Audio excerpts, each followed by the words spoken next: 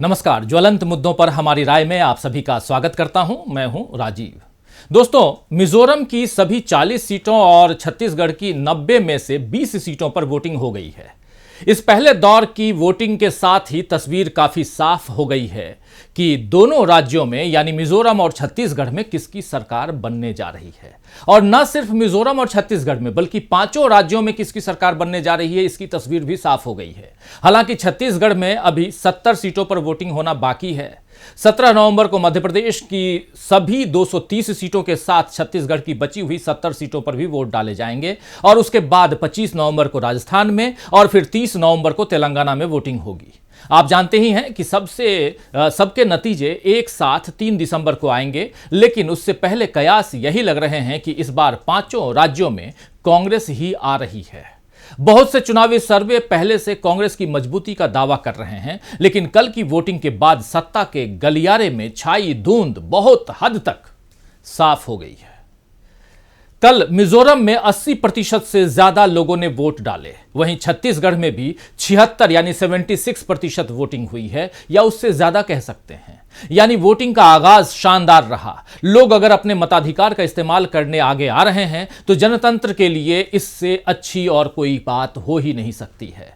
आपको बता दूं कि छत्तीसगढ़ में कांग्रेस की सरकार पिछले 5 सालों से है और बीजेपी यहां पैर जमाने की काफी कोशिश कर रही है, लेकिन सीएम भूपेश बघेल बीजेपी की हर चाल का मुंहतोड़ जवाब दे रहे हैं। अभी कुछ दिन पहले महादेव ऐप मामले में मोदी ने महादेव का नाम लेकर भूपेश बघेल को घेरा तो उन्होंने उल्टा केंद्र सरकार पर सवाल दाग दिया कि इसे अब तक बंद क्यों नहीं किया गया, जिसके बाद सरकार ने इस ऐप पर रोक लगाई है।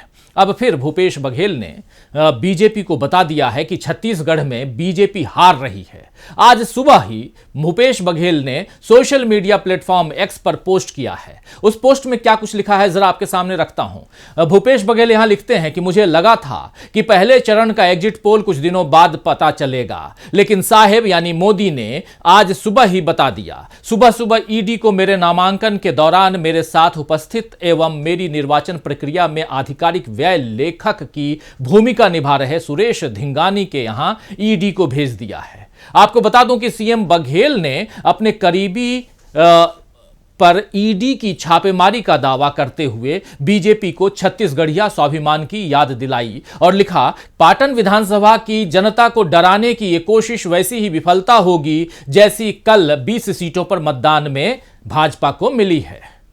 छत्तीसगढ़ियों को कमजोर और कायर मत समझो साहेब, अपना चावल खाते हैं वो भी पूरे स्वाभिमान से। बात है अभिमान के, छत्तीसगढ़िया स्वाभिमान के। तो छत्तीसगढ़ी स्वाभिमान की बात भूपेश बघेल ने जिस तरह से उठाई है, उसके बाद बीजेपी को खुद को संभालना यहां मुश्किल हो सकता है। यूं भी इस बार जिस अंदाज में तमाम चुनावी राज्यों में राहुल गांधी, प्रियंका गांधी और मल्लिकार्जुन खड़गे ने कांग्रेस के लिए प्रचार किया है, उससे जनता कांग्रेस से एक जुड़ाव फिर से महसूस करने लगी है। आपको प्रियंका गांधी का एक वीडियो दिखाता हूं जिसमें वो चिड़िया चुगनी बना रही हैं। जरा इस वीडियो को देखिए।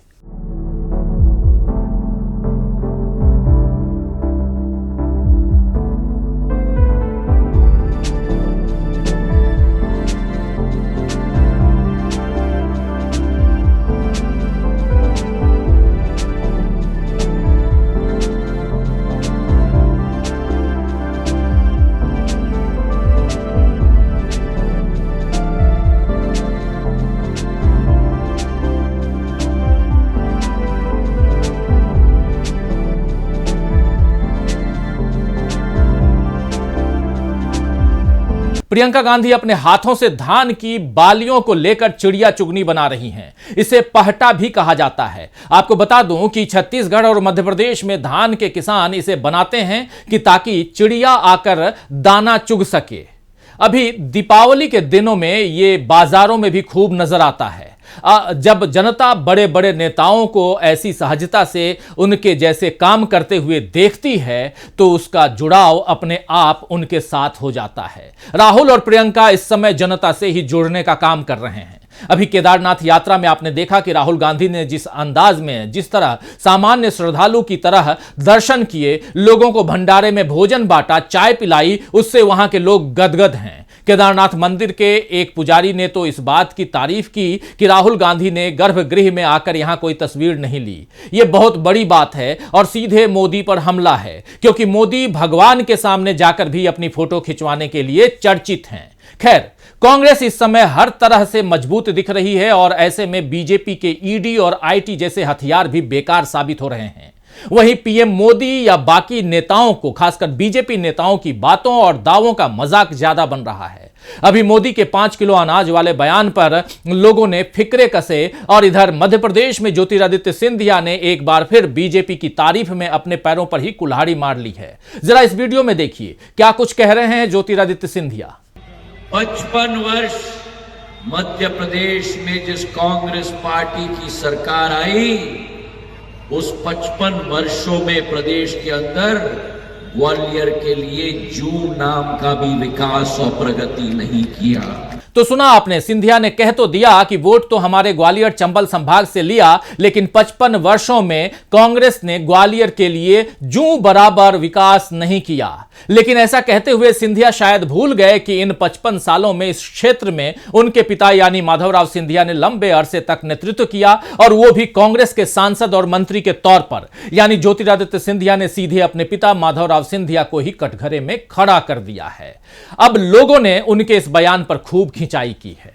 तो इस तरह कांग्रेस छत्तीसगढ़ और उससे लगे मध्य प्रदेश में जहां मजबूत हो रही है, वहीं बीजेपी बार बार अपने ही कामों से खुद को नुकसान पहुंचाती हुई दिख रही है। इधर मिजोरम का हाल भी कुछ ऐसा ही है। मिजोरम में पिछली बार एमएनएफ यानी मिजो नेशनल फ्रंट ने सरकार बनाई थी और बीजेपी इस सरकार में हिस्सेदार थी। 2018 में एमएनएफ ने 40 में से 26 सीटें जीती थी, जबकि कांग्रेस केवल 5 सीटों पर सिमट कर रह गई थी और बीजेपी को केवल 1 सीट ही मिली थी। लेकिन सत्ता के मोह में 1 सीट के साथ ही बीजेपी सरकार में शामिल हो गई। यानी बीजेपी का वहां कोई आधार नहीं था और कांग्रेस का पहले मजबूत आधार रहने के बावजूद उसे शिकस्त 2018 में मिली थी, क्योंकि 5 साल पहले के राजनीतिक हालात कांग्रेस विरोधी थे।